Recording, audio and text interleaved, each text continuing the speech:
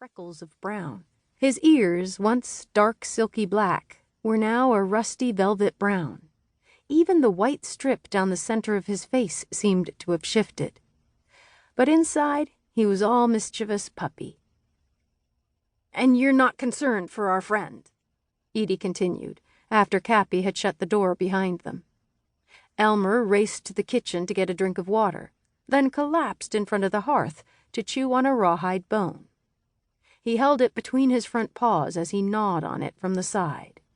Kappy had learned the hard way.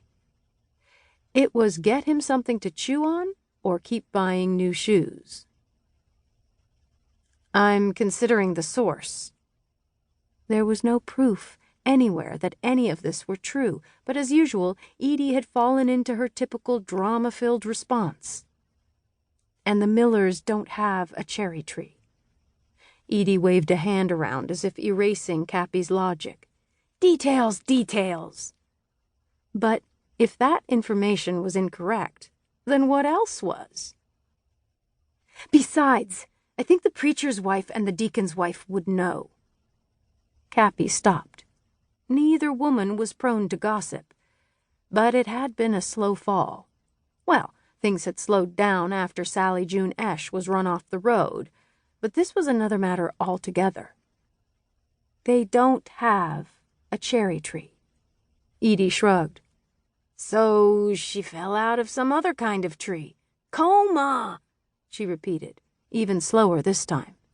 The last thing Kappy wanted to do was jump to conclusions, but her heart sank despite her resolve. Alma Miller, in the hospital? In a coma? "Maybe we should go check it out. When did this happen?" "Yesterday," Edie said with a nod. "Maybe the day before." 2 days? Where had she been that she was just now hearing about this? Kappy didn't have an answer for that. She had been right where she was now. But she'd always been a little on the outside of her community. Sometimes she heard news right after it happened, and sometimes she would only find out about it at their every other week church services. "So?" Edie asked. Kappy jerked herself out of her thoughts and eyed her friend. She and Edie were a mismatched pair, to be certain.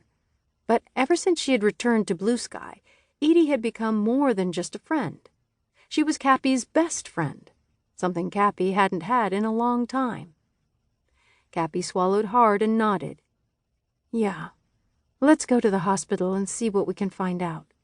"I'll drive," Edie said. Once again, Kappy nodded, and a worried frown puckered Edie's brow. "You aren't even going to argue about it?" "Not today." It was a standing disagreement between the two of them. Since Edie had left the church, she drove around in a fancy English car.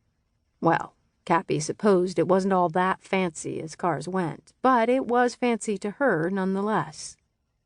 "Are you sure you're feeling all right?" Edie took a step toward her and pressed the back of one hand to Kappy's forehead, as if to check for fever. "You don't feel warm." Kappy smacked her hand away. "I'm fine. I would just like to—" She would just like to what? Know as soon as possible? There had been too many tragedies in Blue Sky lately, and if this one happened to not be true, she wanted to know as soon as humanly possible. "Go," she finally said. Edie tossed her hair out of her face and nodded. "I have to take Jimmy to work in a bit.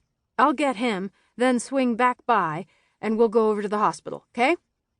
"Sure." Edie shot her one last concerned look and headed out the front door.